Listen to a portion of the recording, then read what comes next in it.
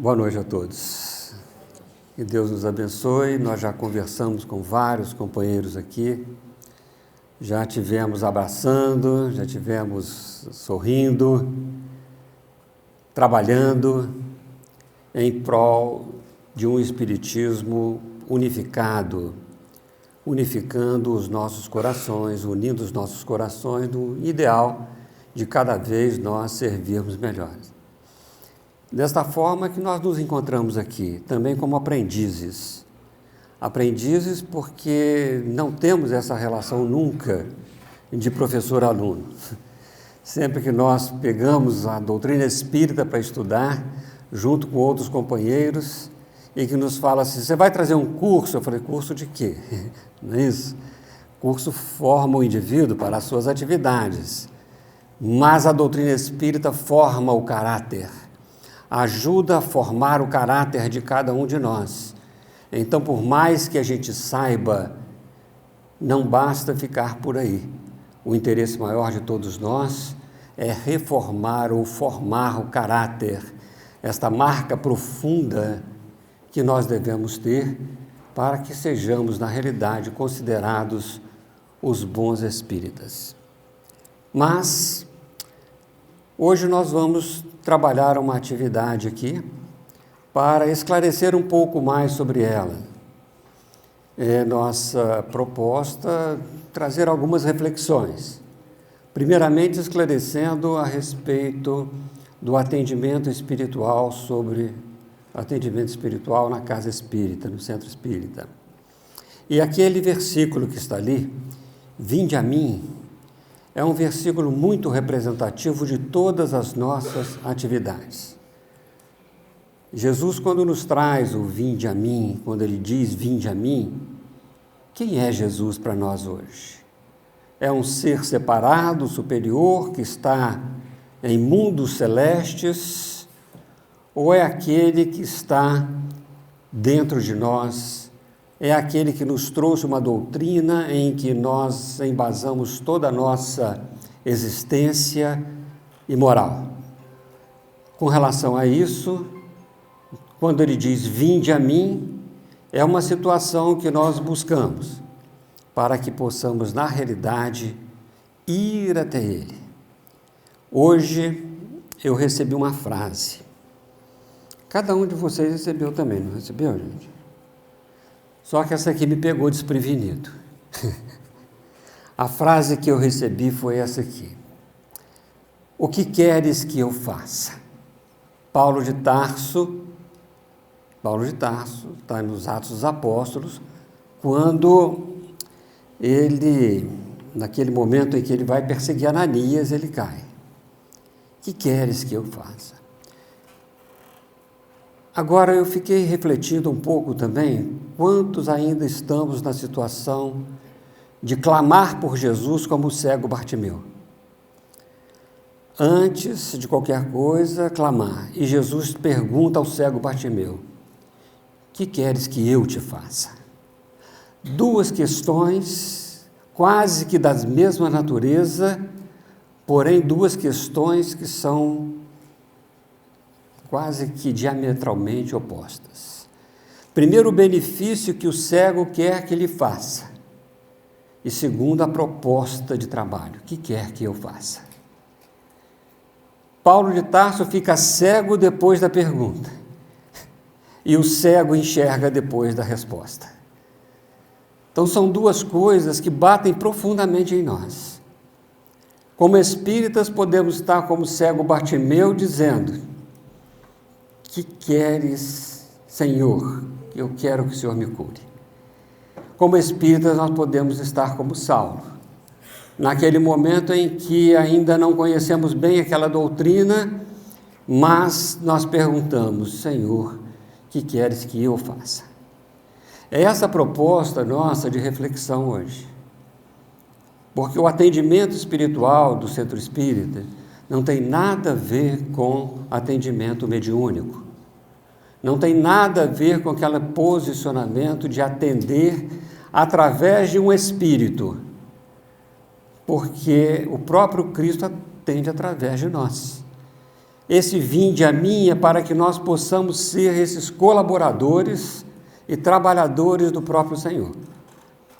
Com dificuldade? Sim, não é muito fácil, mas é exatamente esse esforço que vai nos dar segurança para que a gente consiga realizar as nossas tarefas. Eu sei tudo? Não. Eu estou perguntando de uma forma geral. Nós podemos perguntar a nós mesmos, sabemos tudo? Não. Se soubéssemos tudo e fizéssemos tudo, seríamos espíritos perfeitos. Por enquanto, na Terra, estamos reencarnados como espíritos imperfeitos, aqueles que se desviaram do caminho do bem. E para isso a doutrina espírita vai nos ajudar a reencontrar este caminho, porque ela se embasa integralmente na moral e no Evangelho de Jesus. Então, nos reintegrando dentro deste processo, nós caminharemos pelo menos para sermos espíritos bons. Quem sabe? Nesta encarnação mesmo. Temos condições de fazer isso. Temos condições, todos nós temos. O que nos falta muitas vezes é um certo esforço e a vontade. Mas vamos caminhando, né? Mas para o Centro Espírita é uma grande oportunidade de trabalho. Por isso que nós colocamos o atendimento espiritual no Centro Espírita não como uma forma mediúnica de atender as pessoas, mas como um processo de relacionamento. Relacionamento entre os espíritas e aqueles não espíritas, ou quem quer que seja, que chega em uma casa. Então, a primeira coisa que nós devemos fazer é esclarecer o que é. O que é o atendimento espiritual no Centro Espírita?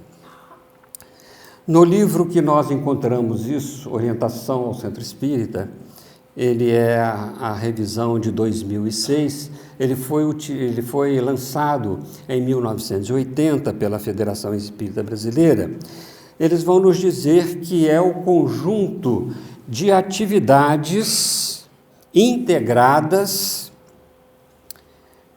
para que visa atender adequadamente as pessoas que buscam e frequentam o Centro Espírita, para obter esclarecimento, orientação, ajuda, assistência espiritual e material. Qual de nós está isento de necessidades de assistência? Nenhum de nós, né? Todos nós precisamos disso. Algum momento a gente vai precisar. Se a gente não está precisando agora, nós vamos precisar daqui a pouco, porque somos espíritos ainda que estamos progredindo. Só os bons espíritos já têm o desejo constante do bem. Então, nós temos, às vezes, os nossos pensamentos, nossos desejos que não são muito bons. E, às vezes, nos desviamos e precisamos deste acolhimento que a casa espírita pode nos oferecer. Não através dos espíritos pela mediunidade de alguém, mas pela mediunidade natural, pelo processo natural de atendimento àquele ser nos relacionamentos na própria casa espírita, entre os espíritas ou entre aqueles que buscam, de uma forma qualquer, esta oportunidade de acolhimento. Nós temos algumas atividades, então, né? Mas antes dessas atividades, vamos nos lembrar de uma passagem que está no livro Paulo Estevão, capítulo 3, em Jerusalém. Isso nos comove bastante, e eu não sei dizer com a beleza, né, da mensagem de Emmanuel, qual é a poesia que Emmanuel nos traz esta passagem. Seria recomendável que todos nós lêssemos esse capítulo, mas trata-se oh meu Deus, Gesiel, mas trata-se de Gesiel. Gesiel, ele foi preso, depois foi para ser escravo, né, na galera, lá, remar, e naquela situação ele se apresentava sempre bem, como um exemplo de escravo, um escravo bondoso que atendia a todos, que não havia rebeldia nele de forma nenhuma. E ele, naquelas circunstâncias, foi levado até Sérgio Paulo, que estava doente, que era um centurião, era importante em Roma, né? E ele foi levado até ele, porque Sérgio Paulo estava doente, então precisava de alguém que tratasse dele. E essa doença, ela estava contagiosa, e estava pegando em todo mundo. Então, Gesiel se dedica ao tratamento de Sérgio Paulo, quando, em determinado momento, ele cura o Sérgio Paulo, não só pelos cuidados que teve, mas pelo seu amor. A gente vê que ali tem uma relação especial fluídica, daquele que pode doar o bem, fazer o benefício independentemente de qualquer coisa. A sua situação fluídica, ele já era um espírito que poderia dar de si, melhorando a situação do outro, o outro se cura, porém ele fica doente. E quando ele ficou doente, o chefe do batel, né, que era a galera que estava lá, falou: olha, nós temos que jogar ele fora, porque escravo nós temos que jogar no mar, quando fica doente, para não contaminar os outros. Mas Sérgio Paulo intercede e pede para que não faça isso. Ele vai dar um jeito. E dá um jeito. Liberta Josué. Josué não. Gesiel. Oh, meu Deus. Então falando Josué, mas liberta Gesiel. E Gesiel, então, é levado até a margem em Jope, né? E ali ele recebe de Paulo Sérgio algum dinheiro, mas cansado e já doente, ele adormece, e na madrugada, pela manhã, já manhãzinha, chega um homem com más intenções e começa a vasculhar o que ele tinha, o que ele não tinha, e ele acorda assustado e transforma aquele homem mal intencionado num bom sujeito. Como? Ao invés de deixar ser roubado, ele oferece o dinheiro. Mas, em troca, pede também um favor: que ele o leve a algum lugar que possa cuidar dele. E o homem lembra de alguma pessoa que era da casa do caminho, alguma coisa assim, e leva então a Irineu. E Gesiel então encontra Irineu, e Irineu vai com ele até Jerusalém, numa carroça e mais uma pessoa. Aí entra um ponto importante.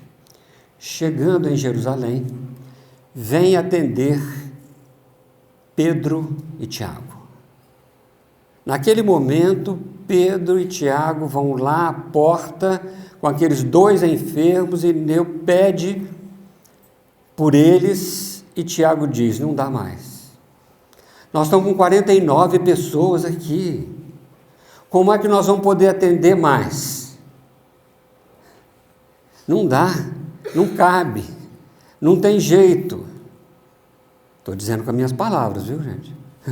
O que eu entendi naquele diálogo daqueles dois atendentes na recepção da casa do caminho. E Pedro diz o seguinte: o mestre nos legou o trabalho. O mestre nos legou o trabalho. Que trabalho? O trabalho de assistência a todos os seus filhos no sofrimento. Presentemente, nosso tempo se destina a isso. Vejamos, pois, o que é possível fazer. Recepção. Um primeiro momento daquele que chega a uma casa.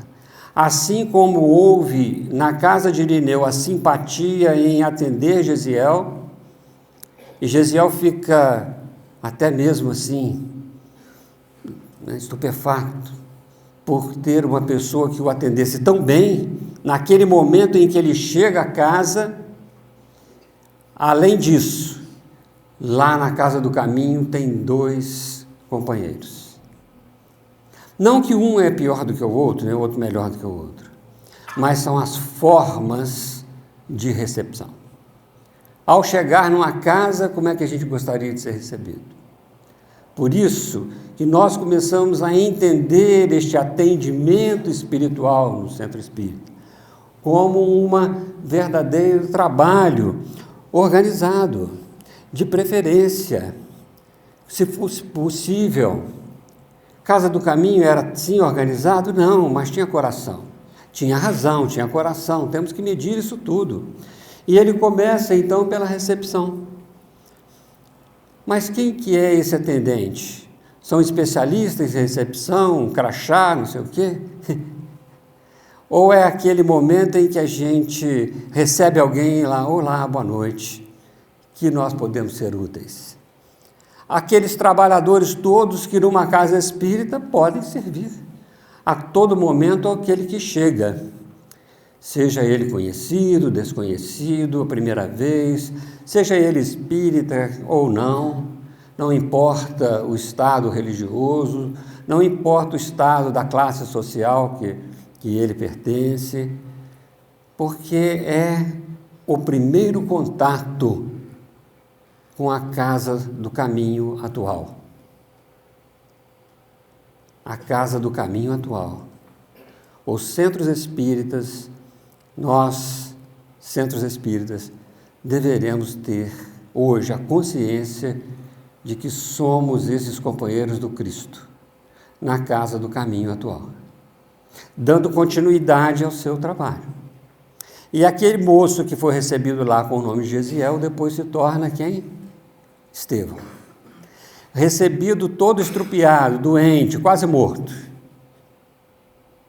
Renova nos seus aspectos físicos e renova-se também nas suas ideias, melhorando ainda mais e trazendo o Evangelho a todos que ali frequentavam. Era um dos responsáveis pela evangelização. E aí, na recepção, é um trabalho que todos nós deveríamos estar preparados para fazer. Como receber uma pessoa? Abrir a porta da nossa casa espírita e dizer, olá. É só o que tem na recepção? Não. Então, todos nós somos responsáveis. Além disso, da recepção, muitas vezes, aquele companheiro que chega pede uma informação simples.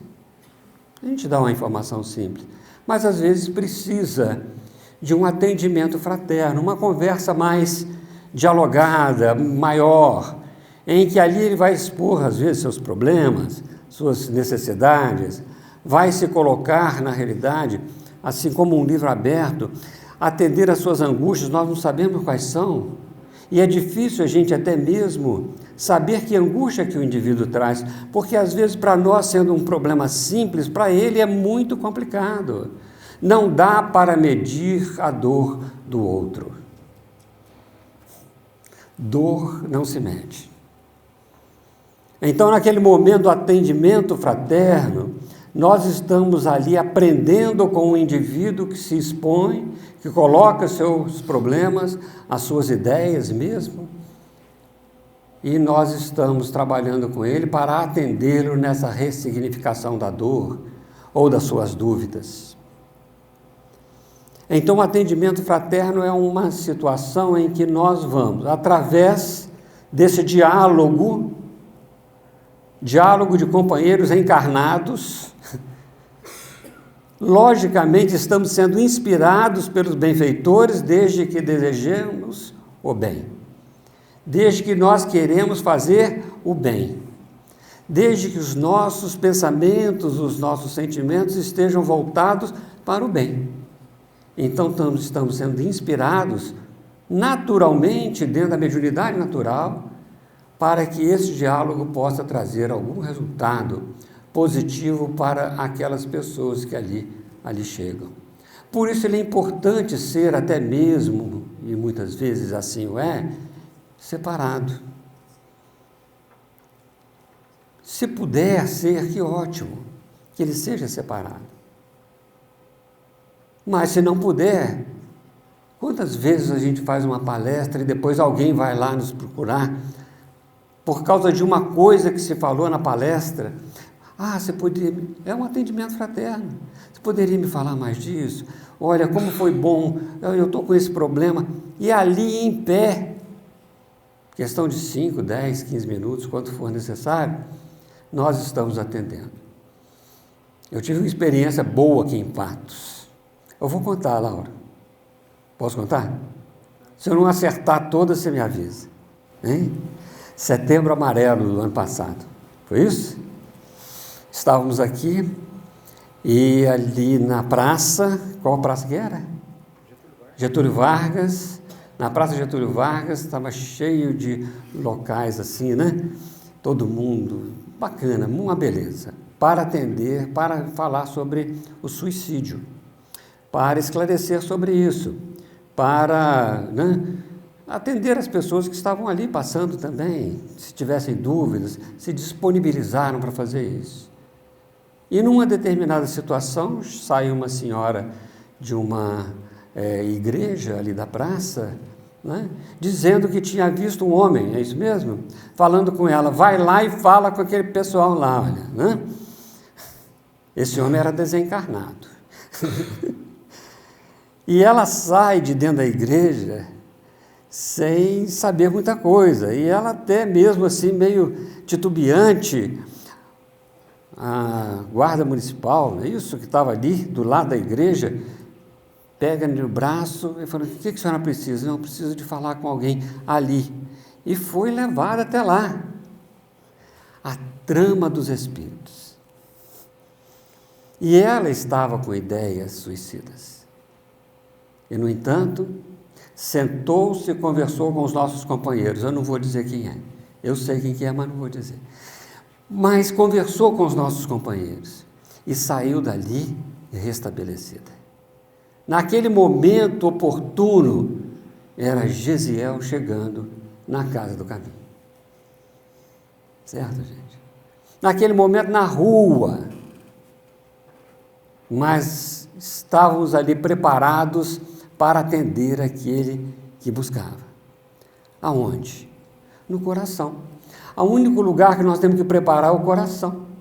Porque sem o coração, como é que nós vamos tocar aquele coração? Então, o atendimento fraterno serve para isso. Para tocar o coração primeiro do que a razão. Né? Hoje, na leitura do Amai-vos e Instruí-vos, que o Kemper falou que é uma das leituras que mais ele gosta, né, Kemper? E realmente é aquela que toca mais a gente, que o amai-vos é tocar primeiro o coração, o instruí-vos é tocar a razão. Quando Kardec fala sobre as ideias que circulam, ele vai dizer também que nós devemos fazer como Jesus, com brandura e persuasão. A brandura vem primeiro. Tocar o coração dos indivíduos é como nós vamos ensinar o Espiritismo. Porque se não tocarmos o coração, o Espiritismo não fica apreendido, ele fica na cabeça, mas não desce ao coração. Então, o atendimento fraterno, ele tem essa conversa, é um próprio ensino espírita, que não precisa ser do púlpito, é uma conversa normal entre as pessoas. E isso ressignifica a dor, porque quando o Espiritismo entra em nós, ressignifica a nossa dor. Do atendimento fraterno, nós podemos encaminhar para uma explanação do Evangelho, daquilo que o indivíduo mais precisa, como todos nós precisamos, para restabelecer o seu plano de próprio trabalho, de reformulação das suas ideias. Então, essas atividades começam a se integrar neste processo. Dali, nós podemos indicar o indivíduo para que seja atendido pelo passe, que, aliás, nós temos que ter bastante cuidado com o passe. O passe na casa espírita, ele deve ser, na realidade, atendido de maneira bem específica. Né? E isto por quê? Porque o passe, ele tira as dores do corpo físico, mas não tira as dores da alma. Ele pode melhorar as circunstâncias fluídicas, mas se o indivíduo mantém o mesmo caráter, os mesmos problemas que fazem com que ele fique doente, ele vai ficar doente de novo. E como diz Kardec, falando sobre a mediunidade curadora, a mediunidade é coisa santa, que deve ser praticada santamente, religiosamente. Então, este cuidado que nós temos que ter, inclusive, neste atendimento espiritual pelo passe, que é uma forma de relacionamento com os indivíduos. O relacionamento não se faz verbal, simplesmente. Ele faz em todos os sentidos, até mesmo na imposição das mãos. Ali ele vai sentir segurança ou qualquer outra coisa assim. Ou até mesmo pavor. Então depende muito de nós estarmos preparados para que este atendimento espiritual pelo passe ele seja o mais adequado possível. Também faz parte deste processo, não só isso, mas um trabalho que nós chamamos de irradiação. O que é irradiação? Nada mais do que uma prece que vai atender às necessidades das pessoas. Daqueles que muitas vezes passaram aqui pelo atendimento fraterno e que nos autorizam a fazer as preces por eles. E que muitas vezes é necessário até nos processos desobsessivos. Nós vemos coisas nos centros espíritas constantemente. E o valor da prece, a eficácia da prece, ela começa em nós mesmos. Santo Agostinho diz para nós que a prece é o orvalho divino que aplaca o calor excessivo das paixões. As paixões, embora o princípio delas sejam bons, mas o calor excessivo das paixões, ele é ruim. Então, esse aplacar o calor excessivo das nossas emoções, das emoções das pessoas que eles estão conosco, é primordial para que nós possamos realizar em nós aquela reforma que precisamos. Porque, por exemplo, um exemplo rápido aqui. Vocês já viram alguém de bom humor com fome? Hein? Eu estou com uma fome. O bom humor, ele tem que ser atendido por situações às vezes materiais. Porque ninguém tem bom humor com fome. Ninguém é um exagero. Mas a maioria de nós fica um pouco de mau humor, né? E este mau humor ele pode contaminar, e vai contaminando. Então este mau humor pode se tornar raiva, pode se tornar uma série de coisas, e neste momento a prece acalma esse calor excessivo. Porque faz parte do nosso processo de conservação ter fome e gerar um desconforto. Quando gera o desconforto, nós vamos atrás daquilo que nos sustenta, que é o alimento. Então faz parte. Essas emoções são naturais, são normais. Porém, o exagero delas começa a complicar a nossa vida. Por isso que nestas circunstâncias, o trabalho de preces, não só em benefício de, mas também pedindo aos beneficiários que façam também a sua parte na prece, isso pode, na realidade, ajudar bastante e ajuda. A eficácia da prece, que está no Evangelho segundo o Espiritismo, é isso. Todo este processo de reidratação do corpo espiritual, se pudéssemos dizer isso. Modificação na sua estrutura, inclusive, para melhor. Agora, não basta só a prece, é preciso de outras coisas. Por exemplo, o Evangelho no lar e no coração. É necessário que tenhamos, nós como trabalhadores espíritas, esta prática do Evangelho no lar. Mas a prática do Evangelho no lar não significa um horário, um momento de leitura. A prática do Evangelho no lar é a prática do Evangelho dentro do lar. É colocar na realidade todo aquele ensinamento que nós falamos, que nós estudamos, que nós buscamos, na convivência familiar, o maior laboratório de educação das almas, a maior escola de educação das almas, diz Emmanuel para nós, ainda é o lar. Então, se nós estamos nos educando, o Evangelho no lar para nós é imprescindível, não só aquele momento de leitura, de prece, de meditação, mas também trabalhar este Evangelho no coração. Nós vamos fluidificar melhor o nosso ambiente do lar, para que a gente possa absorver fluidos melhores quando nós voltarmos para casa, do nosso trabalho, onde a gente tem perdas fluídicas normais. Quanto passe evitar se todos os lares fossem evangelizados, hein? Não é isso? Se os lares fossem evangelizados, nós já estávamos aurindo essas forças novas, desses fluidos espirituais mais salutares, né? E evitaríamos dar trabalho para muitos companheiros, não é isso?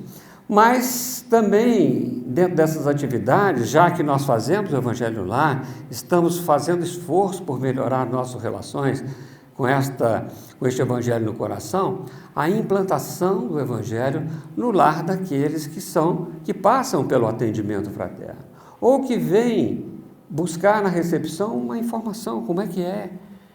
Então, a equipe, os trabalhadores da casa espírita, eles podem se disponibilizar a este trabalho. Não é preciso de ser especialista, não há especialidade, é preciso ser espírita, né? E com isso, nós vamos trabalhando o Evangelho no lar, a implantação do Evangelho no lar, fazendo um acompanhamento, indo lá, conversando, mostrando como é. Isso é uma beleza, porque estamos fazendo aquilo que o Cristo nos recomendou: amar o próximo como a si mesmo. Se para nós é bom, o amor que nós dedicarmos a ele, dentro disso também vai ser bom, né? Além disso, visita aos lares, presídios, outros lugares, hospitais, escolas, creches, não importa, asilos, né? E eu, por exemplo, quando eu vou ao asilo, eu tenho que botar um crachá, visitante, certo? Senão eles me pegam lá, né, e acham que eu não posso sair. Hein? Não deixa sair depois. Então eu ponho aqui visitante, tá certo? Já é garantido, então isso fica aí uma dica para vocês, tá certo? Daqui a uns 30 anos, né? Vocês são muito jovens, então daqui a uns 30 anos, quando vocês forem visitar o asilo, põe um crachá e coloca assim, visitante, tá? Mas é exatamente isso, gente. Como que nós vamos visitar? Né? Então, essa preparação, todo este processo, tudo isso daqui integradamente, né? Não são tarefas isoladas de um grupinho que vai fazer isso, de um grupinho que vai fazer aquilo, porque nós então começamos a separar, ao invés de nos unir. Então, essas tarefas todas integradas, elas são, na realidade, o atendimento espiritual no centro espírita. Viu que não tem nada de mediunidade? Né? Tem nada de um espírito nos atender. Isso é a condição natural. Cada um de nós tem um anjo da guarda, é lei. Quem não sabe, requisita a Deus, certo? Porque é lei.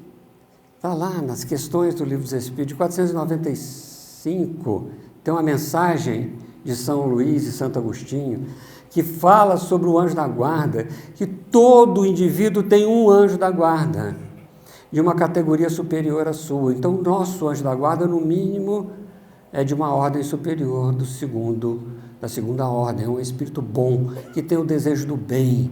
Nós podemos perguntar a ele, conversar com ele, chamá-lo, ele está atento a todas as nossas atividades. Então, é a mediunidade natural. Não é isso? Agora, aqueles que não sabem, muitas vezes vão procurar nestes companheiros daqui este primeiro contato com a espiritualidade naturalmente, com a espiritualização, por isso que chama atendimento espiritual, de espiritualizar, né, o indivíduo que estiver ali. Está clara a ideia, gente? Podemos ir em frente? porque são os espíritas que atendem. E quem são os verdadeiros espíritas? Kardec, no livro dos Médiuns, no item 28, né? Capítulo 3 do método, ele vai dar 4 características de espíritas. Ele vai falar sobre os espíritos experimentadores, que são aqueles que gostam dos fenômenos. Ok, tem valor. Ele vai falar dos espíritas imperfeitos, aqueles que só conhecem a filosofia e acham uma beleza. É igual a página de Emmanuel. Aquela página de Emmanuel, aliás, o livro todo, aquela majestosa obra, Paulo e Estevão, é um espetáculo. Eu confundo só o nome, que é um detalhe, né? Mas é um espetáculo. Aquilo tem uma poesia de rara beleza.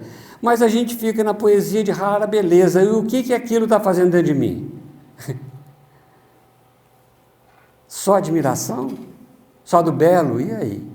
Admirar o belo é bom, mas não pode ficar só por aí.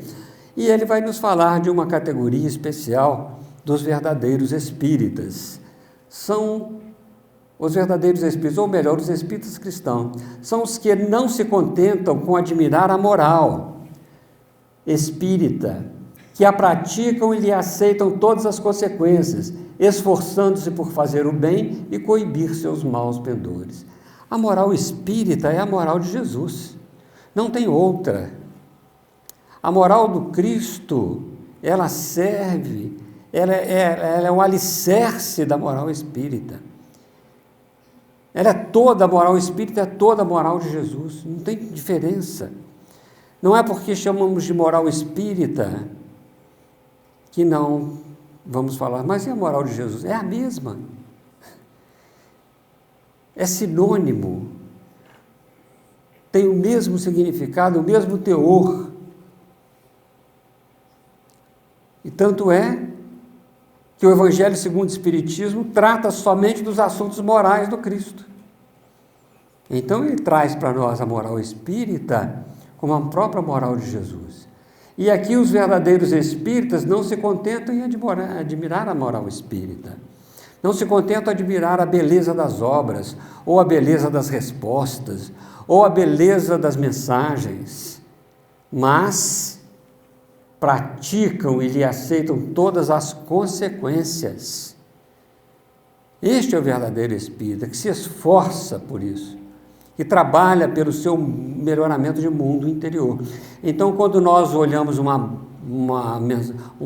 obra como Paulo e Estevão, o que nós podemos perguntar para nós? O que esta obra mudou no meu mundo interior? O que este mundo exterior, que foi a apresentação dessa obra, mudou o meu mundo interior? Porque eu tenho que mudar alguma coisa. Continua Kardec dizendo, as relações com eles sempre oferecem segurança, porque a convicção que nutrem os preserva de pensar em praticar o mal. Imagina, um indivíduo que vai procurar uma casa espírita, encontrar o verdadeiro espírita, a confiança que ele vai ter naquele momento, a oportunidade que ele está tendo de encontrar aquele que lhe dá segurança. As relações sempre oferecem segurança, convicção. Eu acho que é assim, não tem achar. Então, o atendente fraterno, ou todos os espíritas, que assim o são, estão aptos a qualquer tipo de trabalho que se dê a uma casa espírita. Se dê a ele. O que quer que eu faça, Senhor? Né? Só isso, não tem muita coisa. Quem é então o atendente espírita? É o verdadeiro espírita, o espírita cristão. Por isso que o próprio Allan Kardec, no item 30 do item do método, né, do capítulo do método, vai dizer, o verdadeiro espírita jamais deixará de fazer o bem. Lenir corações aflitos. Olha só. Acalmar desesperos, consolar, operar reformas morais, trabalhar nesta situação de que o indivíduo possa fazer o seu trabalho das reformas morais. Porque nós não podemos reformar os outros, mas podemos ser instrumentos que lhe ajudam a reformar. Por isso que nós temos esses instrumentos que nos ajudam a reformar a nossa moral. Por isso que o Cristo não salvou ninguém, veio dar diretrizes. O Espiritismo não salvou ninguém e nem salva, vem dar diretrizes. É estas diretrizes que o atendente espírita, ou seja, todos nós espíritas de uma casa espírita, deveríamos ter. Essa a sua missão. É nisso também que encontrará satisfação real. Então perguntamos, qual que é a missão do espírita? Lenir corações aflitos. Consolar, acalmar desesperos. É isso, a nossa missão não é grande, não. Nós não temos grandes missões, como os missionários que já tiveram aí conosco, mas a missão do homem de bem, dos bons espíritas, dos espíritas cristãos, é no relacionamento. Como que nós vamos fazer isso fora do relacionamento? A caridade é em tudo a regra de proceder a que obedecem. Tudo bem. Mas o que é a caridade? Caridade é algo que se faz? Vamos ver.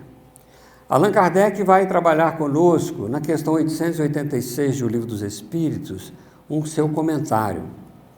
Ele vai dizer o seguinte, que a caridade, segundo Jesus, não se restringe à esmola, abrange todas as relações dos indivíduos, todas as relações em que nos achamos com os nossos semelhantes, sejam eles nossos inferiores, nossos iguais ou nossos superiores. Aquele que chega. Posição de Pedro, vejamos o que é possível fazer. Posição de Tiago, não dá mais, já encheu, temos 49. Quem exerceu a caridade? Pedro. Abrange as relações, ele nem sabia quem que era que estava ali. Abrange relações. Tiago ainda estava começando a exercitar aquilo. Então nós temos realmente um exercício da caridade nas nossas relações. Para o atendente espírita, para o espírita, todas as pessoas das suas relações ou não ali naquele momento em que chegam, seja da rua, seja na sopa, seja em qualquer lugar. Nós não estamos dizendo que o indivíduo não vai lá em busca de coisas materiais, vai.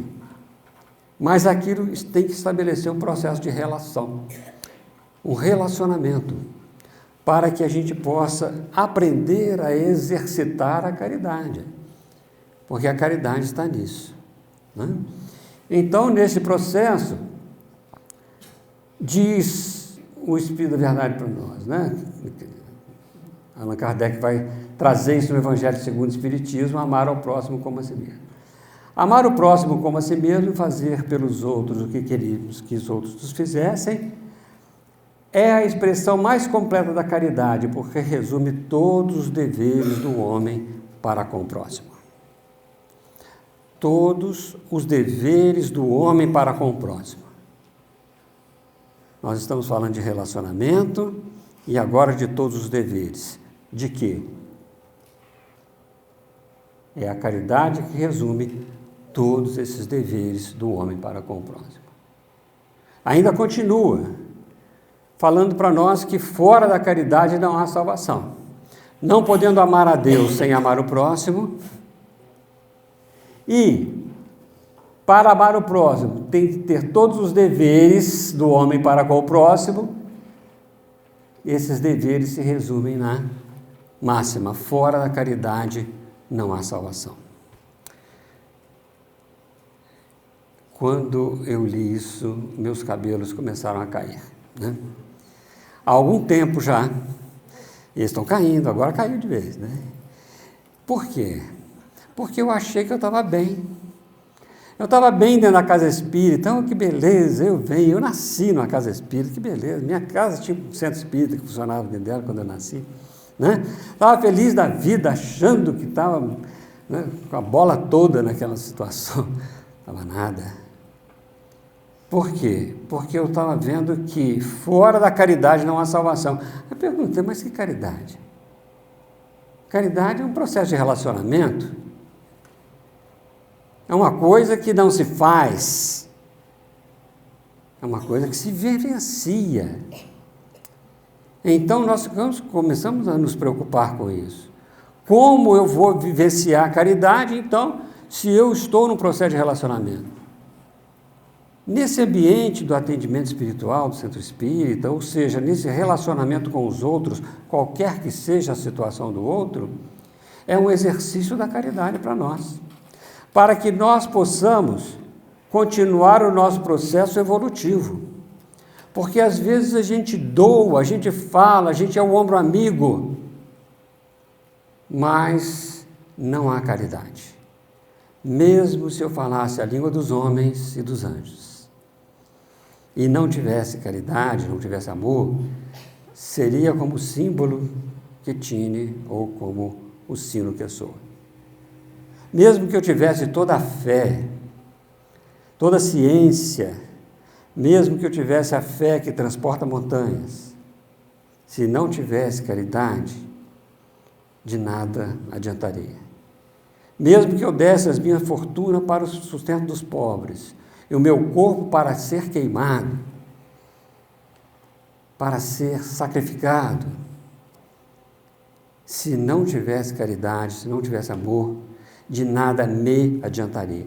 Então, esta relação com o outro, que Paulo nos traz na sua carta aos Coríntios, este processo de vivência, mesmo que eu fale as coisas melhores que o Espiritismo nos ensina, que a doutrina espírita, que o Evangelho de Jesus nos ensina, mas se não tiver um processo de relacionamento real, trabalhando dentro de nós situações, de nada me adiantaria. Dentro disso, nós observamos, eu comecei a me observar. Quanta coisa eu fiz que eu achava que era caridade e era simplesmente exibicionismo, vaidade. Quantas coisas eu fiz que eu achava que estava beneficiando os outros, estavam os outros, mas a mim nada me adiantava. Por quê? Porque no relacionamento pessoal eu precisava de mais alguma coisa. Eu precisava de desenvolver em mim algo que pudesse, na realidade, me ajudar neste processo evolutivo. O atendimento espiritual no centro espírita, como é para todos os espíritas, não é para uma especialidade. Ele serve para nós, para nos alertar sobre isso. Como eu vou me relacionar com os nossos amigos, seja na casa espírita, seja no movimento, seja fora da casa espírita, seja em casa, seja aqui ou seja ali. Como que eu vou me relacionar? Com que tipo de situação eu vou relacionar as minhas faculdades da alma? Certo? Porque nós temos que desenvolver essas faculdades no exercício da caridade. Olha que bonitinho que eu fiquei ali, né? Certo? Então, eu estou ali me representando. Eu sou um indivíduo que penso. Eu penso. Embora esta faculdade de pensar, a gente tenha até ela, se a gente se isolasse num lugar escuro, não tivesse nada nos estimulando a pensar, nós continuaríamos a pensar, porque o pensamento é inerente ao espírito, nós somos almas, espíritos reencarnados, né? Estamos aqui, então esta faculdade de pensar, ela é constante em nós. Então nós interagimos com nós mesmos o tempo todo, certo? E no relacionamento social, ela tem uma função. Ela tem a função, no relacionamento social, nós estamos falando de relacionamento, ela tem uma função que chama de análise da conduta do outro. Relacionamento de casal é assim. A gente está sempre analisando a conduta do outro, né? Quando o indivíduo chega, a gente analisa a conduta. Quando o indivíduo sai, a gente está analisando. Quando ele conversa conosco, nós estamos analisando. Isso é uma condição natural da faculdade de pensar. Enquanto mais o conhecimento eu tiver, melhor eu vou analisar. Eu só posso, na realidade, trabalhar esta análise, esta razão, se o conhecimento for me ajudando a trabalhar. Por exemplo, se eu tiver uma emergência numa rua, né? Se eu não tiver o conhecimento lá para atender aquela emergência, que, por exemplo, um atropelamento, o que eu tenho que fazer? A primeira coisa que eu tenho que fazer é chamar um SAMU, porque eu não vou saber nem mexer. Eu não tenho esta habilidade, este conhecimento. Se eu tiver o conhecimento, eu posso salvar uma vida. Então, este conhecimento é que vai nos dando a capacidade de cada vez pensar mais. Não estou dizendo melhor, certo? O conhecimento nos dá esta situação de pensar cada vez melhor, de interagir melhor com nós mesmos. Cada vez mais que eu conheço, mais eu aprendo a interagir comigo mesmo. Por isso que Jesus vai te falar, conhecereis a verdade e a verdade vos libertará. Se eu começo a realmente conhecer a verdade agora dentro de mim, já é um outro processo, não é um conhecimento acadêmico, mas é um conhecimento do ser. E aí vai me libertando de muitas complicações. Então, esta faculdade de pensar é inerente a nós, e nós temos que usar isso no relacionamento social. Eu chamo relacionamento social de uma forma generalizada, mas no relacionamento, no atendimento fraterno, na recepção de um centro espírita, na hora que eu vou dar o passe, na hora que eu vou visitar um lar, eu tenho que estar com isso também sendo trabalhado, né? E também eu tenho uma faculdade que chama sentir, né? Leon Denis vai dar essas 3 potências da alma, Emmanuel vai falar no Pensamento e Vida também da mesma coisa. Nós já estamos na segunda, que é esta percepção do mundo exterior. Tudo que vem do mundo exterior, nós temos uma percepção no nosso sentimento. Mexe com as nossas emoções.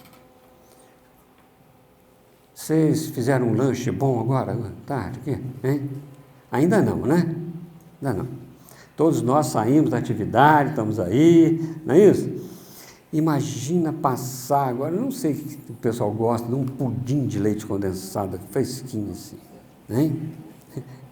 O que vai acontecer com isso? Nós vamos sentir alguma coisa, porque vai mexer com o nosso interior, tá certo? Aquilo que vem de fora para dentro mexe com o nosso mundo interior. Me dá um desejo doido de dar uma mordida daquele pudim, né? Se eu gostar de pudim. Se eu não gostar, o que vai acontecer? Eu vou repulsar, certo? Mas, de qualquer forma, mexe com o meu mundo interior. Tudo aquilo que eu faço, tudo aquilo que faz para mim, mexe com o meu mundo interior. E a faculdade de sentir no relacionamento social é aquilo que os outros fazem e como eu sinto o que os outros fazem para mim, ou por mim, ou contra mim. Aquilo que eles fazem a mim, que a sociedade faz a mim. Está clara a ideia? Hein? O meu filho chega perto de mim e fala assim, pai, vou embora do Brasil. Relacionamento. O que eu faço? O que eu sinto? O que eu trabalho aquilo dentro de mim? Não quero mais que você venha à minha casa. Hein? O que mexe com o nosso interior? Cada um vai mexer de uma forma, porque é um processo do sentir. Também do agir. É o querer da alma, né? É onde que o desejo vira vontade. Como Emmanuel nos diz, determina a ação. Nós podemos ter desejos, ideias. Vontade faz com que aquilo determine a ação. Dentro dos nossos campos de desejos estão muitas coisas. Eu desejo até ser melhor, mas se eu não tiver vontade, não serei. Que a vontade é que vai determinar a ação. Aliás, diz a filosofia que a vontade é o último desejo, não é como se diz música do Lupicínio, não, certo? mas é o último desejo, ou seja, é o desejo último, é aquele que eu faço virar ação, né? Então, é isso que acontece. Quando eu ajo, eu estou interferindo no mundo exterior. Eu estou interferindo no mundo interior das outras pessoas e exterior a mim. As outras pessoas me interferem pela faculdade de sentir e eu interfiro pela faculdade de agir. Nos relacionamentos é isso que acontece. Fora da caridade não há salvação. O que tem isso com fora da caridade não há salvação? É porque quando eu penso, quando eu analiso o comportamento, eu tenho que usar uma virtude. Aprender a utilizar uma virtude no relacionamento. Aprender a analisar o comportamento das pessoas, sabendo que às vezes está errado, está certo, dentro da minha verdade, dentro daquilo que eu tenho, dentro daquilo que eu consegui realmente modificar em mim para analisar melhor, eu vou ter que usar a indulgência. O Cristo, quando na presença da mulher adúltera, depois que ele já conversou com o pessoal foi todo embora, né? Ele pergunta a ela: onde estão os que te condenavam? E ela diz: foram embora, Senhor. Eu também não te condeno. Vai, não peques mais. Olha só. Ele viu que ela estava errada no comportamento, analisou, condenou, não. A indulgência não condena. A indulgência, ela atrai, como diz o Espírito José, acalma, aproxima. Então, nós vamos conversar com as pessoas no atendimento fraterno, ou na recepção de um centro espírita, ou com qualquer pessoa dentro da casa espírita. Nós estamos utilizando da indulgência como exercício da caridade. Analisando o comportamento. Genoveva, meu Deus, né? Está dentro da minha cabeça. Mas Valdemar, que vergonha, eu estou pensando, certo? Que isso, Valdemar? Você está aprendendo sobre a indulgência no pensamento. O que você está pensando da Genoveva?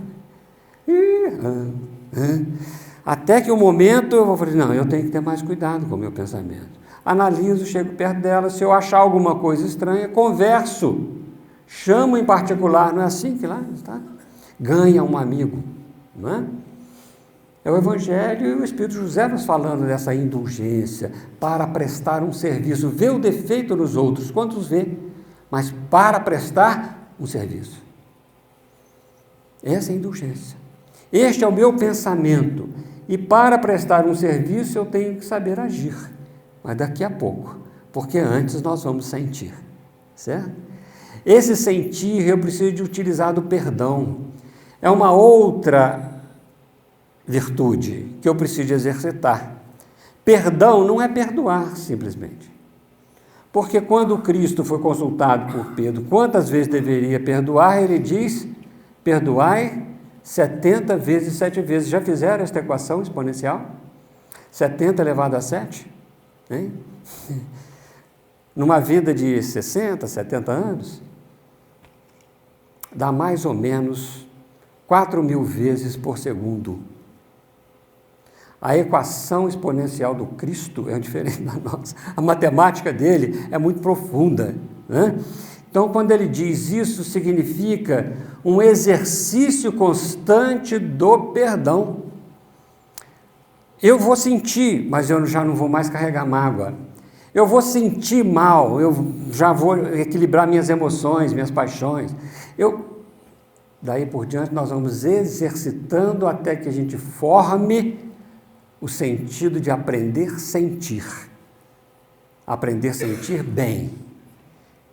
A ingratidão, aprender a sentir qualquer coisa que vem do mundo exterior para o nosso mundo interior. E assim eu vou mudando o meu mundo interior para melhor, tanto no pensar como no sentir. Mas só posso fazer isso no relacionamento social. Vou fazer isso dentro de casa, assim como vou fazer no centro espírita. Se eu não levar o evangelho do lar para dentro aquilo que eu faço no centro espírita para dentro do lar, eu simplesmente tenho uma máscara de hipocrisia. Por isso eu preciso de trabalhar este sentir com amor, sentir com perdão, nesse trabalho de não ter raiva, não ter mágoa, não ter nada contra o indivíduo. Porque enquanto eu tiver isso, é o orgulho, o egoísmo que está dentro de mim. E no final, agir com benevolência. 3 virtudes. A benevolência não é beneficência. Benevolência é um sentimento, é uma virtude. Beneficência é aquilo que se dá. Então não podemos simplesmente ter nas nossas ações a beneficência. Ela é boa para os outros, mas não pode ser só isso. Ela tem que estar carregada de um sentimento do bem. Porque nós estamos buscando ser o quê? Espíritos bons. Desejo do bem, constantemente. Então as minhas ações, elas devem ser verificadas a cada momento se eu estou agindo com benevolência para com o próximo. Se eu estou aprendendo esse exercício do perdão dentro de mim para com o próximo, se eu estou trabalhando o meu pensamento no campo da indulgência para com o próximo. Isso, no dizer de Kardec, é caridade. Certo? É caridade. Qual o verdadeiro sentido da palavra caridade? Benevolência. Como entendia Jesus? Aliás, a pergunta é maravilhosa. Não é como entende o Valdemar, não é como entende o Álvaro, certo? É como entendia Jesus, nosso guia e nosso modelo. Qual é o verdadeiro sentido da palavra caridade, como entendia Jesus? Benevolência para com todos, indulgência para com as imperfeições dos outros e perdão das ofensas. Fora da caridade não há salvação. Opa!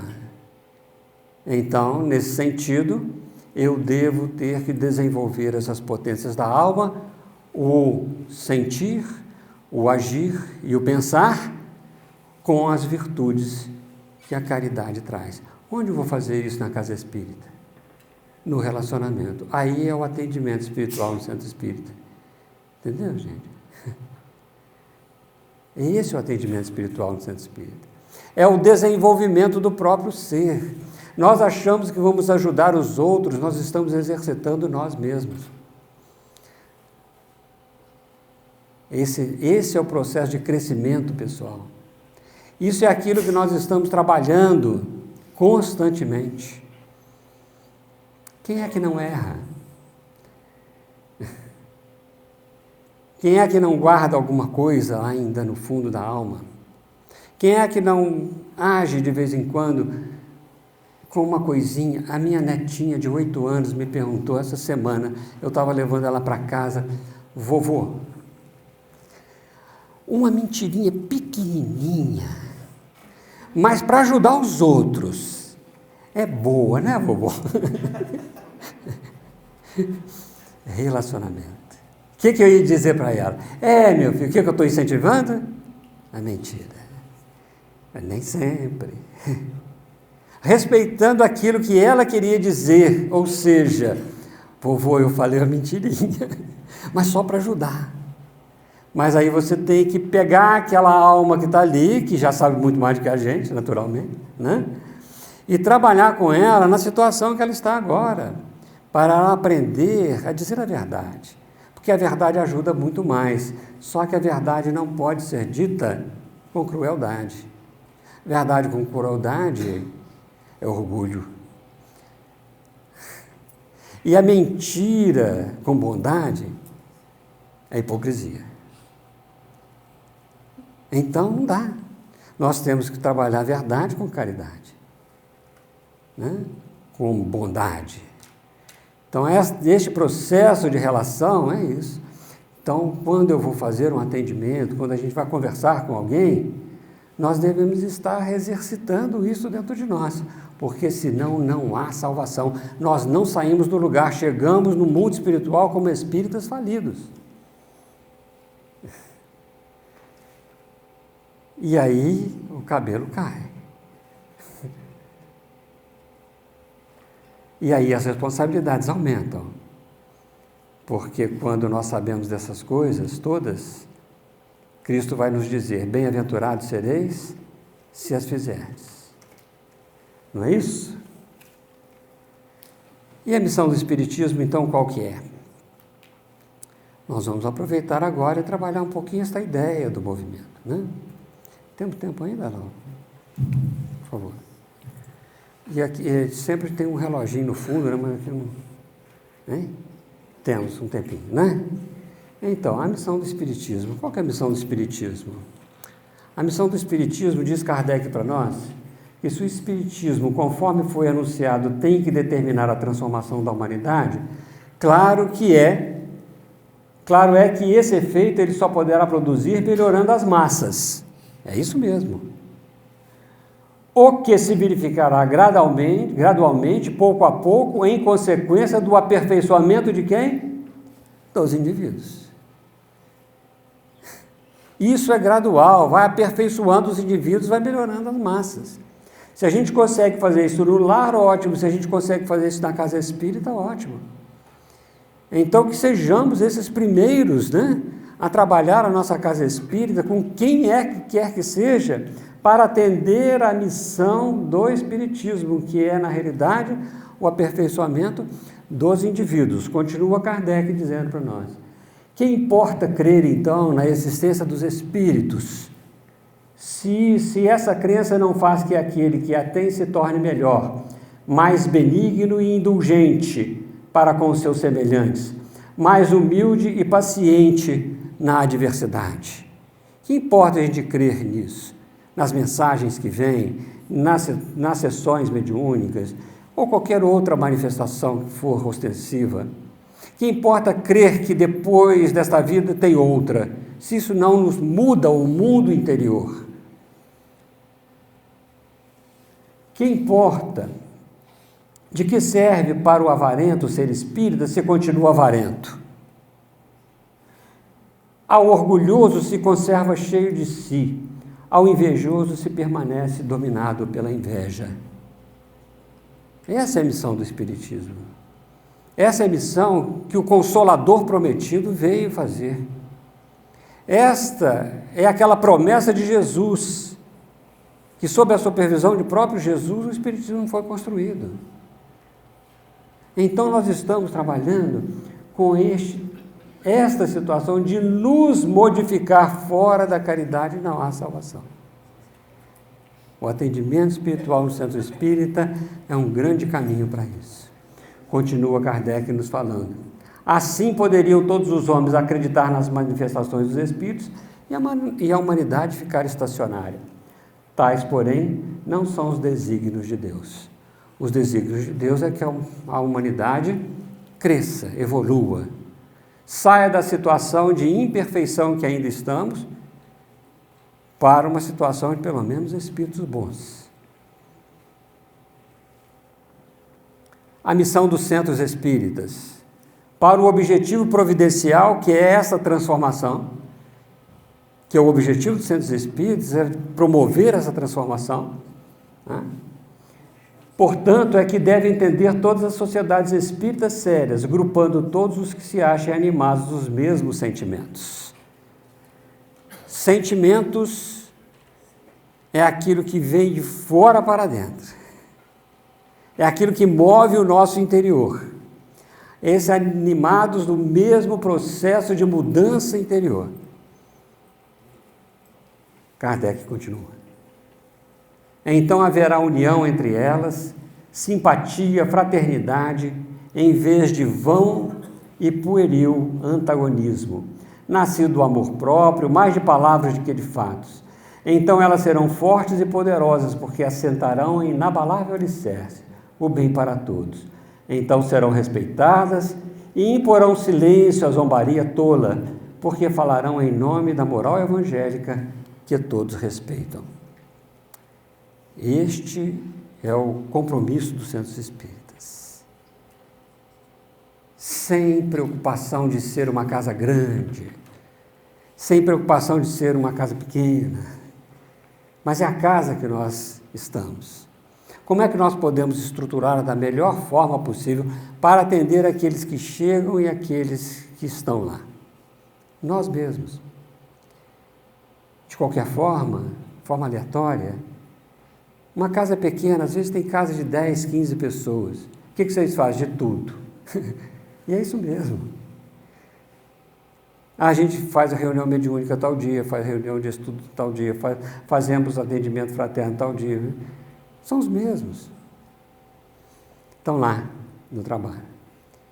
Mas existem outras que frequentam 1.500 pessoas por mês. Conhecemos várias. Que às vezes não tem esta integração entre os espíritas.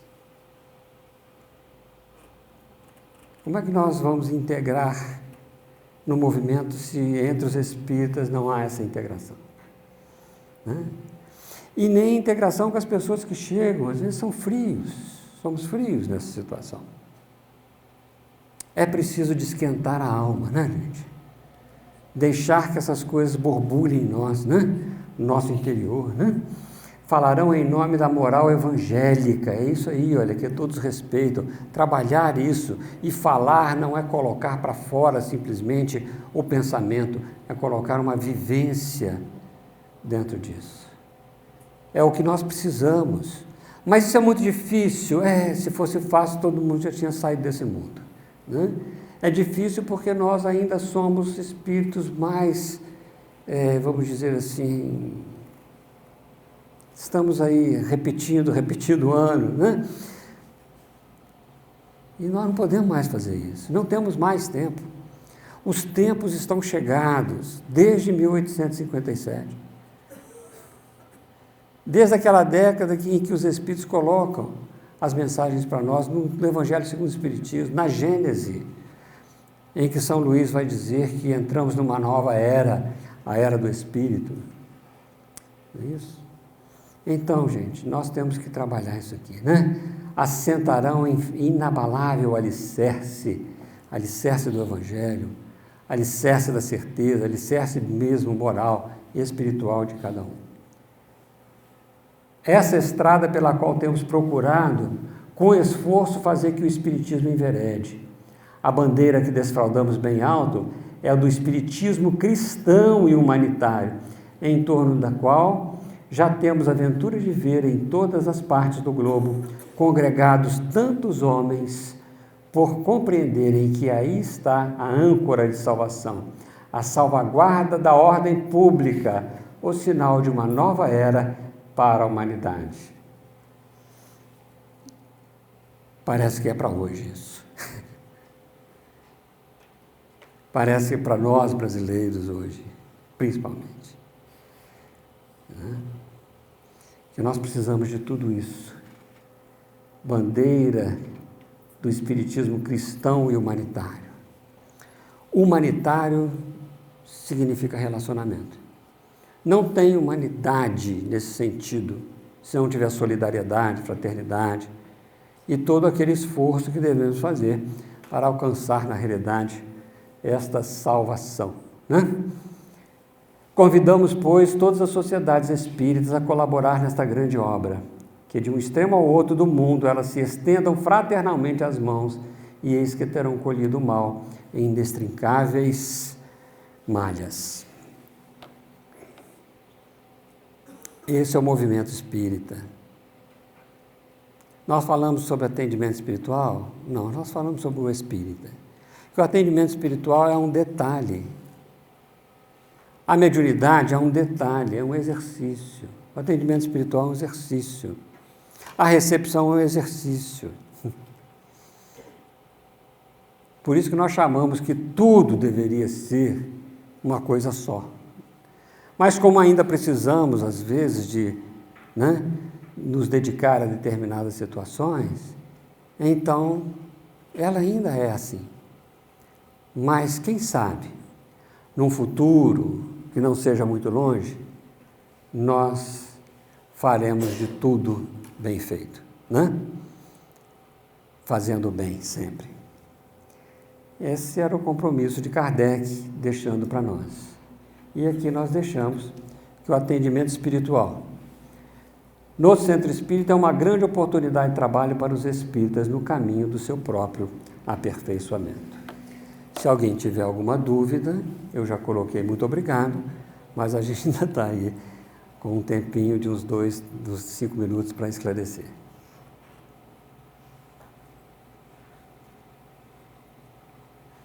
Né? Diga. Se o nobre expositor permitir, eu gostaria de fazer 2 observações. Ótimo. A primeira com relação à caridade. Sim. É fora da caridade uma salvação, não é fora de fazer caridade. Exatamente. E no nosso movimento espírita, nós temos que aceitar a caridade também, principalmente dos nossos colegas. A gente percebe, às vezes, que alguns trabalhadores fascinados, né, eles rejeitam essa caridade. Acontece com a gente também. Um segundo ponto é com relação ao atendimento em si. Há uma procura nem tanto dos católicos, mas dos evangélicos, dos protestantes, dos pentecostais, de nos procurar em forma de degreação, querendo debater alguma coisa. Mas, na verdade, eles estão em busca de esclarecimento. Isso. Então, aí tem que se haver um conhecimento maior, Exatamente. uma habilidade maior. De não só esclarecer, mas tornar essas pessoas nossos companheiros, muito embora de denominações diferentes. E não importa se eles continuam, nós não queremos transformá-los em espíritas, ok? Não, a proposta não é transformar em espírita ninguém, não é isso? Mas dar o posicionamento espírita, primeiro com brandura, como nos assegura Kardec, na questão 841 de O Livro dos Espíritos. Quando as ideias estranhas vêm, né? Algumas ideias respeitáveis, etc. Mas, como é que nós podemos atender? Se é dever do espírita fazer isso, é dever. É dever, mas a exemplo de Jesus, com brandura e persuasão. Só se pode persuadir se tiver conhecimento. E não só um conhecimento teórico, se você vivencia. Então, muitas vezes, nesse relacionamento que nós temos com os nossos companheiros, que são às vezes antagonistas do espiritismo, nós temos que medir a qualidade do nosso sentimento e do nosso pensamento com relação a eles. Se nós estamos sendo indulgentes e se nós estamos sentindo bem. E, além disso, se as nossas argumentações têm sido feitas com benevolência. Então, é esse o exercício da caridade, que é uma vivência em todos os relacionamentos. Não importa quem seja que está ali conosco. É isso que nós temos aprendido no atendimento espiritual. Mas por que é atendimento espiritual? Porque ele é que está mais à frente, vamos dizer, deste processo de receber quem quer que seja, que venha à casa espírita. Certo? É como se fosse o cartão de visita, né? Por isso que é um processo nosso de aprendizado mesmo, de trabalho, de oportunidade, nesse nosso próprio aperfeiçoamento. Agora, não precisamos de ser especialistas. Precisamos de ter consciência para melhorar cada dia mais a nossa própria existência, o nosso próprio mundo interior. Ok? Vamos devolver aqui a palavra para o Lauro, agradecendo a todos. Oi, opa, desculpa. Nós vamos reforçar um ponto aqui, gente, da importância dessa atividade na casa espírita, a recepção do atendimento fraterno do diálogo. Você falou, pode ser o cartão de visita, é o cartão de visita da casa espírita, sabe? E é um compromisso muito grande que nós vamos falar com quem está chegando na casa espírita. Eu não posso falar o que eu acho, o que eu penso, é o que a doutrina nos ensina, o que o evangelho nos recomenda. É uma pessoa que chega na casa espírita, ela não chega sozinha. Seu anjo da guarda, seu espírito, vai ter um esforço para levá-la até lá. O que nós vamos fazer? como que ela vai ser recebida na casa espírita. E não é só na recepção e no atendimento fraterno e no diálogo que nós temos que ter essa preocupação, não. No atendimento fraterno e no diálogo, essa pessoa será encaminhada para o grupo de estudo. Como que ela está sendo recebida no grupo de estudo? Como que ela está sendo recebida lá no laboratório de confecção do enxovalzinho, na confecção da sopa? Como que essa pessoa está sendo recebida? Exatamente. O diálogo continua nas demais atividades da casa. Chegou no grupo de estudo pela primeira vez, ela vai conversar com o coordenador daquele grupo. Você está chegando hoje, qual é o objetivo? Por que você foi encaminhado para o grupo de estudo? Por que você foi encaminhado aqui para o trabalho fraterno? Né? Então, esse trabalho de recepção e atendimento fraterno, ele continua em todas as atividades da casa. Por isso, Nelson, que nós estamos falando que isso é do espírita. Entendeu? Não é de uma especialidade, né? É do espírito de todos nós da casa espírita. Isso. E esse é uma... Agora, se nós pudéssemos organizar, na realidade, algo que possa atender aqueles que não sabem nem onde se dirigir, que bom que seja assim. Não é isso? Mas se tivermos à frente, se a casa for pequena, não tem problema. Certo? É só adotar os mesmos princípios, porém, adaptados às realidades de cada um. Não é isso? Não é uma situação obrigatória, ela não é compulsória, fazer assim, assado. Nós temos que estar conscientes de como fazer, de como trabalhar em todas as situações que nos ocorrem no movimento, na casa espírita. Certo? Esse é o melhor posicionamento que a gente pode trazer. Então, quando a gente está consciente disso, quando a nossa casa espírita está consciente disso, que bom que ela se organize, se ela puder se organizar. Certo? Por isso é que a gente está trabalhando esta sensibilização, mais para tocar os nossos corações, a nossa razão, o nosso coração, para que a gente abrace a causa espírita, a causa do Evangelho de Jesus, redivivo, a fim de que a gente consiga, na realidade, melhorar a nós mesmos e ajudar a humanidade.